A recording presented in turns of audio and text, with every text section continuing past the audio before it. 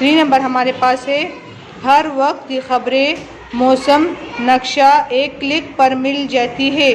یعنی موبائل کے ذریعے ہمیں دنیا بھر کی خبریں، موسم کے بارے میں معلومات وغیرہ بھی ملتی ہے۔ 4 نمبر ہے ویڈیو گیم، کتابیں پڑھنا آسان ہو گیا ہے، یعنی ویڈیو دیکھنا، گیم کھیلنا اور کتابیں پڑھنا، اچھی کتابیں پڑھنا، کہانیوں کی کتابیں پڑھنا ہم موبائل کے ذریعے بھی کر سکتے ہیں۔ 5 نمبر ہے ہمارے پاس کسی حادثے یا ضرورت کے وقت فوراً مدد بلا سکتے ہیں، یعنی یہ حادثاتی طور پر بھی استعمال ہو سکتے ہیں، یعنی فوراً ہم کسی کو اپنی مدد کے لیے بلا سکتے ہیں۔ تو یہ تھا ہمارے پاس موبائل فون کے فائدے کہ موبائل فون ہمارے پاس رابطے کا ایک اہم ذریعہ ہے،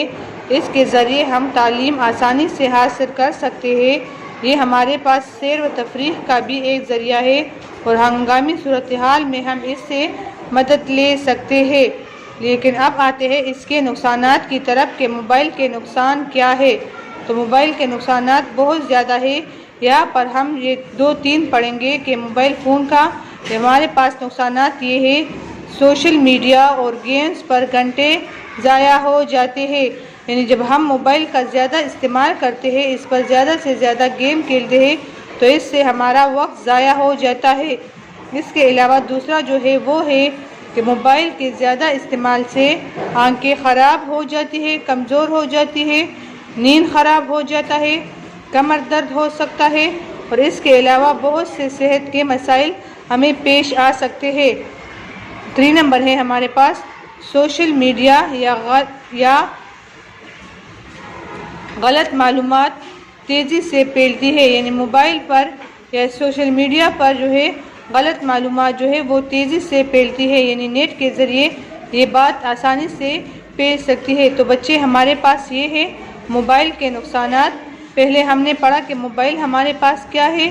اس کے بعد ہم نے اس کے فائدے پڑھے کہ موبائل ہمارے پاس بہت فائدہ مند چیز ہے، لیکن فائدوں کے ساتھ ساتھ اس کے بہت سے نقصانات بھی ہیں۔ تو بچے آج کا آپ لوگوں کا یہ اصول ہوتا کہ آپ لوگوں نے کسی موضوع پر جملے لکھنا ہے، تو میں نے آپ لوگوں کو موبائل فون کے بارے میں سمجھایا ہے اور آپ لوگوں کا ہوم ورک جو ہے آپ لوگوں نے کمپیوٹر کے بارے میں رف کاپی میں 4 جملے لکھنے ہیں کہ کمپیوٹر کے ہمارے پاس فائدے کیا ہے اور نقصانات کیا ہے، 2 جملے آپ لوگوں نے رف کاپی میں لکھنا ہے۔ امید ہے کہ آپ لوگوں کو اس ٹاپک کی سمجھ آ گئی ہوگی، اگر پھر بھی کوئی مسئلہ ہے تو آپ لوگ آن لائن کلاس میں پوچھ سکتے ہیں۔ اللہ حافظ۔